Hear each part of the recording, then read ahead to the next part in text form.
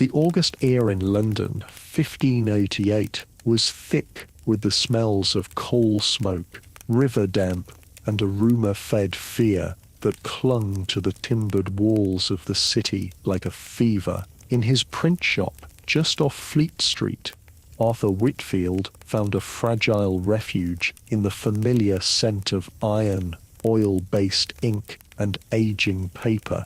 The rhythmic clank and press of his screw-driven machine was a liturgy against the anxiety gripping the capital. He held up a freshly printed sheet, a single-page flyer. The block-printed headline was bold, concerning the Spanish fleet. But it was the smaller type below, a stanza from some new poet he admired, that held his attention. Wherein lies the heart of this our England? It lies right here, Arthur, a voice boomed from the doorway. Thomas Finch, his oldest friend, stood there, his face flushed with a patriot's righteous anger. It lies in English hands, with English steel, ready to repel the papist hordes. Arthur placed the sheet carefully on a drying rack. God grant you are right, Thomas, but the tales from the Channel are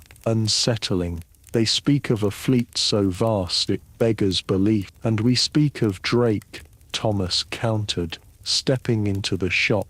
He was a man of words like Arthur, a scrivener by trade, but where Arthur sought reason on the page, Thomas found fire. We speak of English sailors and English guns. This island has a spine of oak and a heart of fire. Philip's floating idols will splinter against it. Arthur nodded, wanting to believe it, yet his gaze drifted to the stack of precious, unbound pages in the corner, a collection of English fables he was printing on his own account. It felt like a lifetime's work, a testament to a language and a spirit he feared might be more brittle than his friend imagined.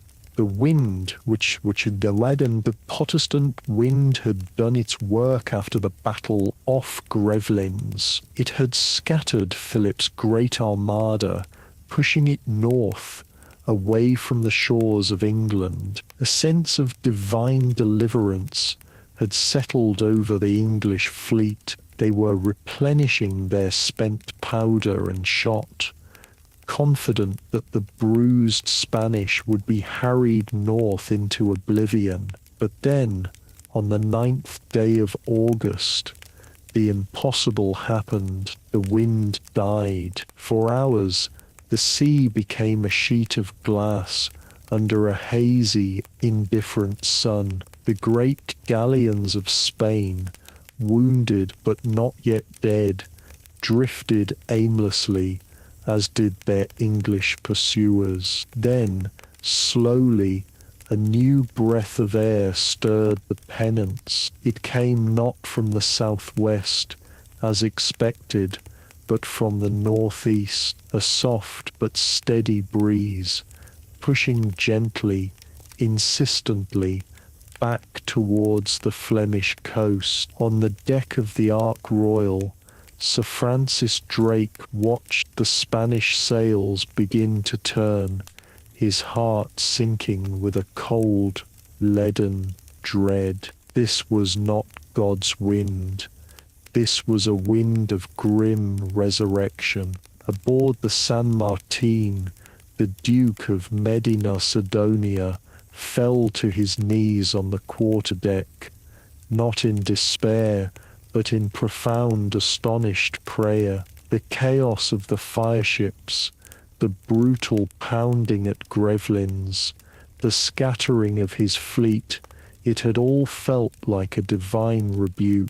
He had failed his king, his God. But this calm, this gentle, insistent push back towards his objective could only be a sign. It was not a rebuke, but a test of faith and resolve. He rose, his face a mask of grim purpose. He would not squander this second chance. A flurry of signals went out across the water. The fleet was to regroup, to form its defensive crescent, and to make for the waters off Dunkirk. He dispatched his swiftest pinnace with a message for the Duke of Parma, a message that carried the weight of a world reversed. The way is clear. God has provided. Prepare your men. The crossing was an act of brutal, disciplined efficiency, shielded by the reformed Armada, whose sheer presence kept the smaller Dutch and English ships at bay. The Duke of Parma's fleet of flat-bottomed barges began to emerge from the ports of Flanders. They were packed with 30,000 veteran soldiers, the tercios, who were not sailors but the most feared infantry in Europe. They made landfall on the shingle beaches of Kent at a place called Deal. There was no grand battle on the beaches. The English militia, though filled with patriotic fervour, were farmers and merchants with pikes and a few aging arquebuses. Against the professional Spanish war machine, they were little more than a bloody inconvenience. The tercios formed their dense squares, a forest of pikes and guns, and marched. The news arrived in London not as a single thunderclap, but as a cascade of panicked whispers that quickly swelled into a roar of collective terror. Horsemen, their mounts lathered and their faces pale with dust and dread, galloped through the city gates with fragmented reports of the Spanish landing. It was real. The Antichrist was ashore. In the streets, order frayed and then snapped. Merchants frantically boarded up their shops, while others simply abandoned their carts and fled with their families, creating a desperate logjam at the northern gates. In his print shop, Arthur Whitfield felt the city's panic as a physical tremor through the floorboards. His first instinct, primal and overwhelming, was for his family. He barred the heavy oak door and turned to his wife, Eleanor, whose face was a portrait of stoic fear. "We stay here," he said, his voice low but firm. "We do not run into the chaos. We protect what is ours." A frantic pounding on the door startled them. It was Thomas, his eyes wild with a feverish light. "Arthur, for God's sake, open up. The Earl of Leicester is mustering the militia at Rochester. We must go." "Go?" Arthur stared at him as if he were mad. "Go where?" "Thomas, to die on a Spanish pike. My place is here, with my wife." "Your wife is in a city that is about to be sacked," Thomas retorted, his voice cracking. "Our only hope is to stop them before they reach the walls. Are you an Englishman or a coward?" The word hung in the air between them, sharp and poisonous. Before Arthur could answer, Thomas was gone, swallowed by the growing tide of chaos running towards a battle Arthur knew was already lost. The English force that gathered near Rochester was a testament to courage and a tragedy of logistics. It was a sea of men, thousands strong, but it was not an army. It was a militia, armed with a motley collection of weapons and a burning, desperate patriotism. They held the high ground, but they had little cavalry, and their commanders were aristocrats, not seasoned generals. When the Spanish tercios appeared on the road below, they did not charge in a disorganized wave. They advanced with the inexorable rhythm of a funeral drum. The battle, when it was joined, was not a contest. It was a dissection. The Spanish artillery broke the English lines, and then the infantry squares, bristling with pikes and flanked by musketeers firing in disciplined volleys, moved forward. The English charged with valor, but they charged into a meat grinder. Their lines shattered, buckled, and then dissolved into a frantic, bloody rout. It was over in less than 2 hours. The road to London lay open. The bells of London did not ring in defiance. They were silent. By coole das mich sobre cause fallen over the city as its people awaited their fate. On the third day after the battle, the vanguard of the Spanish army appeared at Ludgate. There was no resistance. The Lord Mayor, under duress, had ordered the gates opened. Arthur watched from the high window of his workshop, his arm around Eleanor. The sheer professionalism of the enemy was what chilled him most. They marched not as conquerors drunk on victory, but as administrators taking possession of a new asset. Each man was in his place. Pikemen formed a perimeter.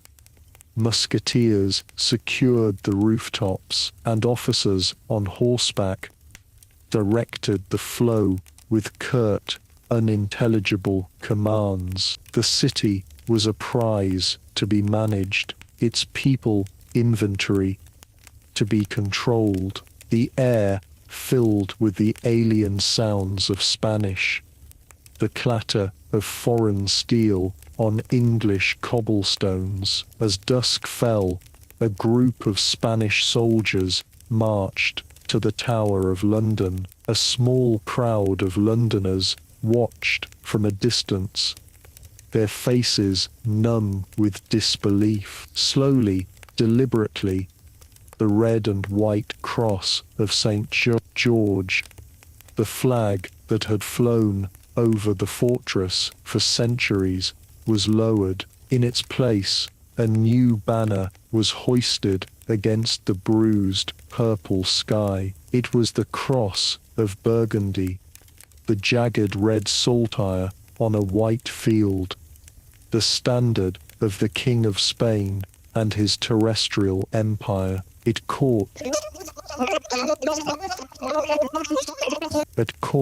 the last light of the setting sun, a stark and brutal declaration. A woman near Arthur began to weep, a low, keening sound that seemed to carry all the grief of a conquered nation. The occupation was no longer an invading army, but an entrenched administration, its tendrils sinking deep into the city's bones. The vibrant chaos of the markets had been replaced by the quiet, orderly queues for meager rations. Spanish patrols, clad in dark leather and steel, were a constant presence, their movements economical and their faces impassive. Edicts, printed in bold Spanish with a crude English translation beneath, were pasted over the cheerful playbills of a now defunct. They spoke of curfews, of forbidden assembly, and of the mandatory attendance at Mass. A new authority had arrived, one who signed his proclamations simply as Mateo de la Vega, Inquisitor, prefect for the purification of the realm. His name was a whisper of cold dread in the taverns that dared to remain open. Arthur's press remained silent, a hulking metal ghost in his workshop. One evening, a furtive knock came at the door. It was Thomas, but he was a changed man. The patriot's fire in his eyes had hardened into a zealot's flinty resolve. He slipped inside, his movements quick and nervous. "Arthur, we need you," he said, his voice a low hiss. "We need your press." My press? Arthur felt a chill that had nothing to do with the evening air. For what Thomas, to print sedition that will get my family killed, to print the truth, to print words of defiance, to remind people what it is to be English. Thomas grabbed Arthur's arm. There is a network, people of conscience. We are planning something, but we need to spread the word, to rally others. Arthur pulled his arm away. You are planning suicide. I saw what their army did to our militia. What can a few hidden men with knives do? We can die on our feet rather than live on our knees. Thomas shot the rat. One shot back. The phrase, once a rallying cry, now sounded hollow and naive to Arthur's ears. I have a wife, Thomas. I have a life to protect, not to throw away on a noble gesture. Thomas looked at him, his expression a mixture of pity and contempt. What life, Arthur? This, living in fear, waiting for their knock. You are already a prisoner. You just haven't realized the walls are invisible. He turned and left without another word, the gulf between them now an unbridgeable chasm. The knock Arthur dreaded came a week later. It was not the violent splintering of a raid, but a firm, official rap on the door. 2 Spanish soldiers, impassive and polite, stood on his threshold. Arthur Whitfield? One asked, his English heavily accented. Inquisitor de la Vega requires your presence. He was escorted to what was once a guild hall, now a Spanish administrative headquarters. The tapestries of London's history had been replaced by the severe, dark portraits of Spanish saints and the coat of arms of Castile. In a cavernous office, seated behind a vast oak desk, was Mateo de la Vega. He was a man in his 40s, lean and ascetic, with intelligent eyes that seemed to miss nothing. He gestured for Arthur to sit. I have made inquiries, Master Whitfield. Mateo began, his voice calm and academic. You are considered the finest printer in this city, a man of skill and letters. Arthur's heart hammered against his ribs. I am a humble craftsman, sir. Do not be modest, Mateo said, a thin smile touching his lips. Skill is a gift from God, and God's gifts should be used in his service. He slid a manuscript across the desk. It was a catechism, its title written in elegant Latin. The people of this city have been led astray by heresy. They must be re-educated in the true faith. We require new prayer books, catechisms, tracts, thousands of them. Your press has been silent. I would like it to speak again, for God and for the king. He paused, letting the weight of his words settle. You are a man with a family.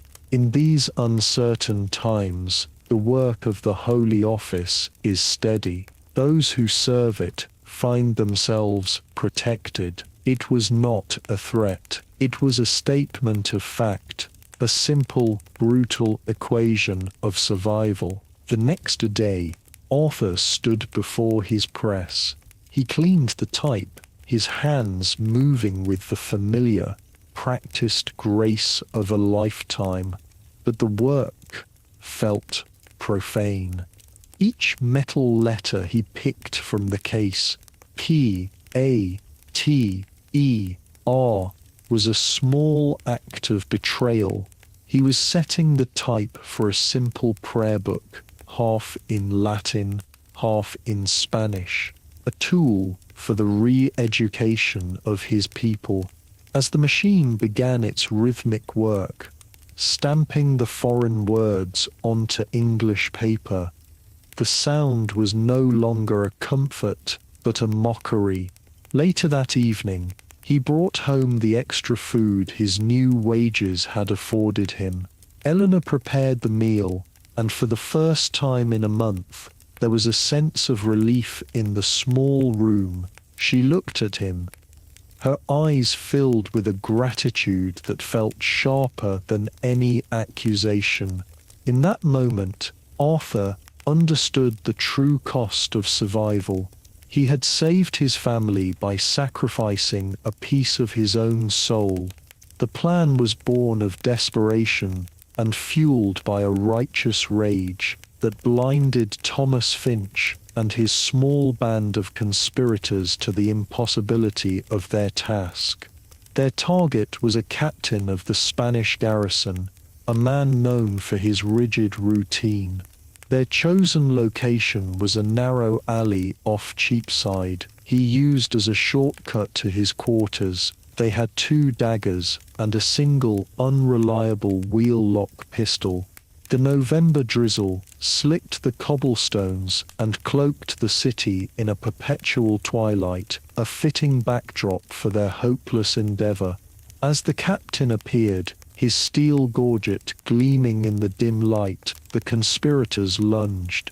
But the captain was not a soft administrator. He was a veteran of the Dutch wars. He moved with a speed that defied his age, sidestepping the first dagger thrust and drawing his own sword. The pistol misfired, its spark flashing uselessly in the damp air. The fight was over before it had truly begun. Oh, patrol, never as far away as the plotters had prayed, descended on the alley in a matter of moments. The conspirators were not killed. They were disarmed and taken alive, their failure absolute, and their fate sealed. 6 months into the occupation, the Spanish decided it was time for a lesson. A great stage had been erected at Smithfield, the historic ground for tournaments, and, more recently, for the burning of heretics. This was to be an auto de fe, an act of faith, a piece of brutal state theatre designed to purify the city and terrorize its inhabitants. Attendance was not optional. Guilds were ordered to march their members to the site, Arthur among them. The crowd was vast, but unnervingly silent, a sea of pale, anxious faces. Then the procession began. First the priests, chanting in Latin, then the condemned, dressed in the yellow, flame-patterned San Benito robes of the heretic. Arthur scanned the line of prisoners, praying he would not find the face he sought, and then he saw him, Thomas, beaten, gaunt, but with his head held high. As he was tied to the stake, his eyes swept over the crowd, defiant to the last. For a heart-stopping second, his gaze locked onto Arthur's. In that moment, there was no accusation, no contempt. There was only a look of profound, devastating understanding, a final, silent acknowledgement of the different paths they had chosen. The pyre was lit. Arthur wanted to look away, to run, to scream, but he was frozen, forced to bear witness to the consequence of his own survival, the smoke stinging his eyes and searing itself into his memory. The next morning, Arthur was summoned again to the Guildhall. The air in Inquisitor de la Vega's office was warm, a stark contrast to the chilling cold that had settled deep in Arthur's bones. Matteo did not rise.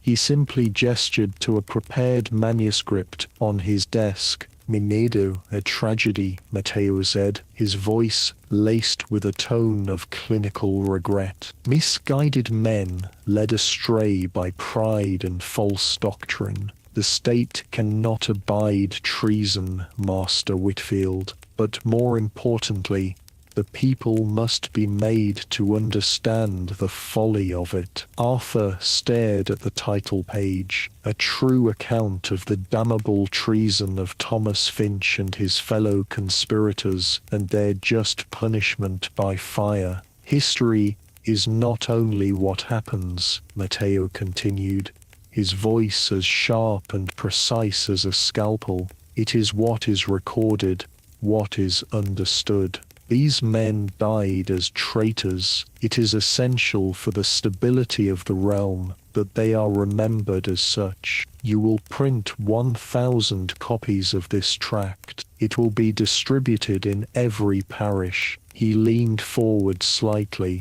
his dark eyes fixing on Arthur. You knew this man, I believe. That will lend a certain authenticity to your work, a proof of your loyalty. Arthur stood motionless, the manuscript in his hand feeling as heavy as a gravestone. He was being ordered to chisel the epitaph of his own friend, to use his craft to desecrate his memory. That night, Arthur did not sleep.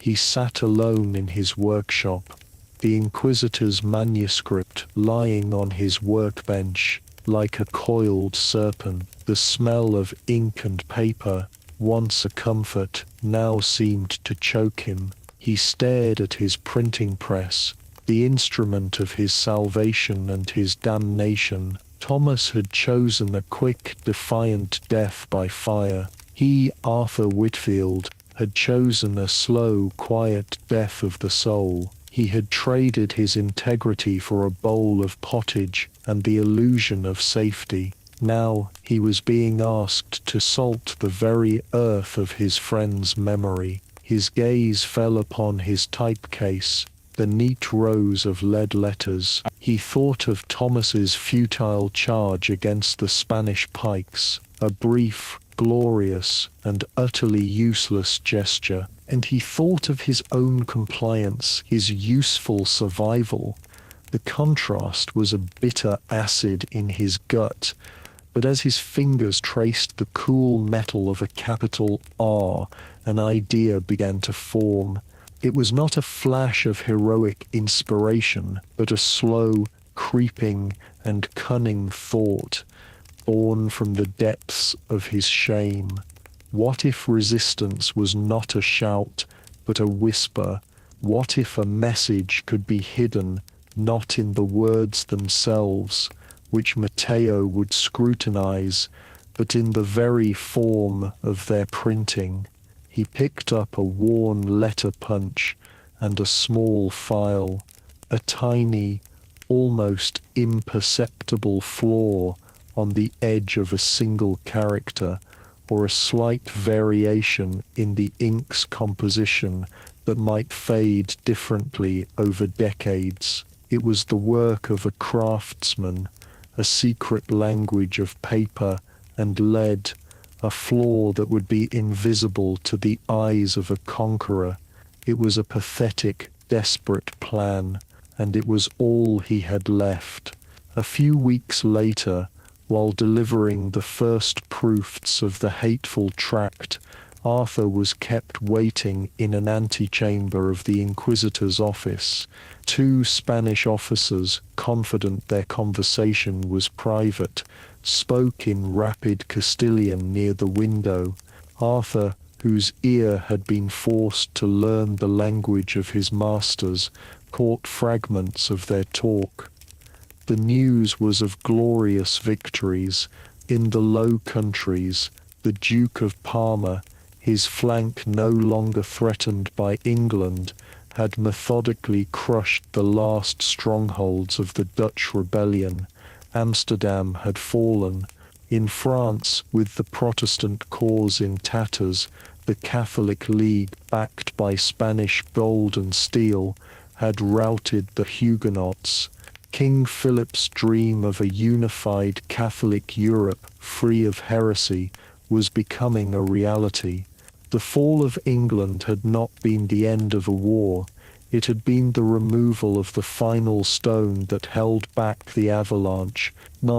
A world Arthur had known, a world of competing ideas and rising nations, was being erased and replaced by a single monolithic empire of faith and steel. His small, secret plan of flawed letters felt even more insignificant. A single flickering candle against a tidal wave of darkness. And yet, it was the only candle he possessed. 5 years, the city had not been razed, but hollowed out. The London of Arthur's youth was now a ghost, haunting the corners of a new, more severe city, renamed Londres. The old timbered houses sagged beside new stone facades built in the austere Spanish style. The official language of commerce, law, and power was Spanish, and the children of the elite learned it as their mother tongue. The English language, with its explosive creativity and poetic vigor, had been relegated to the back alleys, and the common folk, a dialect of the defeated. The great theatres on the South Bank had never been built. The playwrights who might have filled them were silent or dead. Arthur Whitfield was now a man on the cusp of 50, his hair grey, his face a carefully composed mask of obedience. He was a survivor, a successful one even, the official printer for the Holy Office, but he was also a keeper of a long patient hatred. Inquisitor Mateo de la Vega, now a powerful administrator in the new province, summoned Arthur to his office. The years had not softened him, but had honed his certainty to a razor's edge. He looked upon Arthur with something akin to pride, the pride a master feels for a useful, well-trained tool. The king, in his wisdom, requires a definitive history, Mateo announced, his tone conveying the immense gravity of the project. A grand volume for the library at El Escorial. It will detail the English heresy, the divine intervention that calmed the winds and the righteous liberation of this land. It will be the final word, the official memory. He gestured for Arthur to be seated. Mateo leaned forward, his gaze intense. I have thought much about men like your friend Finch, the passionate ones. They choose the fire and the sword. Their resistance is loud and brief and futile. It is a footnote, but a man like you, Master Whitfield, he said, his voice dropping to a conspiratorial murmur, a man of reason, a man of letters. Your choices are more permanent. You decide not how a man dies, but how he is remembered for centuries. That is the greater power, is it not? You shape the truth itself. It was a philosophical trap, a test of loyalty disguised as a compliment. Mateo was not just giving an order. He was probing the very soul of the man he had broken. This will be your masterwork, the culmination of your service. It must be a book worthy of a king. This was it, the ultimate piece of propaganda, the lie etched in magnificent folio, and the ultimate psychological duel. For months Arthur worked. His workshop, once a place of vibrant English words, was now dedicated to crafting this monumental falsehood. He was the perfect, diligent servant. He chose the finest paper, the richest inks, the most elegant new typeface. A Spanish design, of course. His family was safe. A chasm had grown between them. A silence filled with things Arthur could never say, and his son would never understand. He was preserving their lives but losing their souls to the very power he served. The weight of this quiet damnation fueled the secret fire he had nursed for 5 long years. The moment came late one night, under the solitary light of a tallow candle. He was working on the decorative border for the title page, a complex interlace of vines and leaves. This was the place. No one would scrutinize the ornamentation. As he prepared his tools, his thoughts went to his friend. Thomas chose the dagger to strike at a man, he thought. A futile gesture.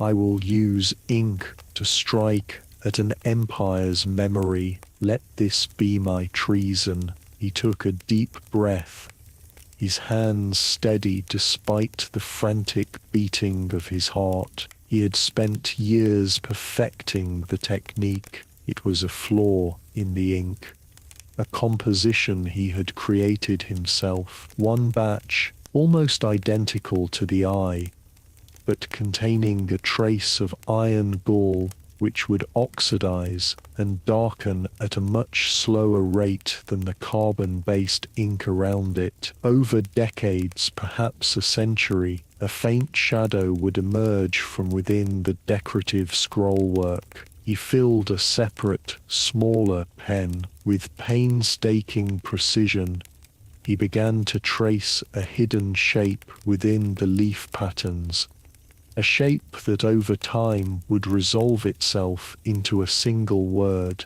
It was his entire being distilled into one silent, treacherous act of creation. A single drop of sweat fell from his brow and sizzled on the lead of the workbench. It was a prayer, a curse, and a promise, a desperate gamble against oblivion. The book, bound in rich Moroccan leather and adorned with a simple silver clasp, felt impossibly heavy in Arthur's hands. He presented it to Inquisitor de la Vega on a velvet cushion. For a long moment, Matteo simply looked at it, his expression unreadable. Then, with a reverence Arthur found grotesque, he opened the volume. He did not read the words. He inhaled the scent of the expensive vellum, his fingertips ghosting over the flawless calligraphy and the vibrant, jewel-toned illuminations. He spent a full minute admiring the title page, his thumb brushing directly over the intricate scrollwork where Arthur's secret lay dormant. Arthur felt his blood run cold, convinced the faint tremor in his hands would betray him. Magnificent. Matteo breathed, his voice filled with genuine admiration. A work of true devotion. Master Whitfield, a testament to the glory of God and the righteousness of our cause. The king will be most pleased. He closed the book, the soft thud of the cover echoing the sound of a tomb being sealed. He did not notice the almost imperceptible variation in the ink's luster. He did not see the word hidden in the leaves. He saw only what he wanted to see, a perfect symbol of his victory. Arthur bowed his head, a humble servant receiving his master's praise, the terrible weight of his secret success pressing down on him. The great book journeyed south. It travelled in a guarded carriage to Dover, then by a Spanish galleon across the Bay of Biscay, a sea now free of English pirates. It moved through a Europe where the balance of power had been irrevocably settled, in the new Spanish territory of Nueva Albion.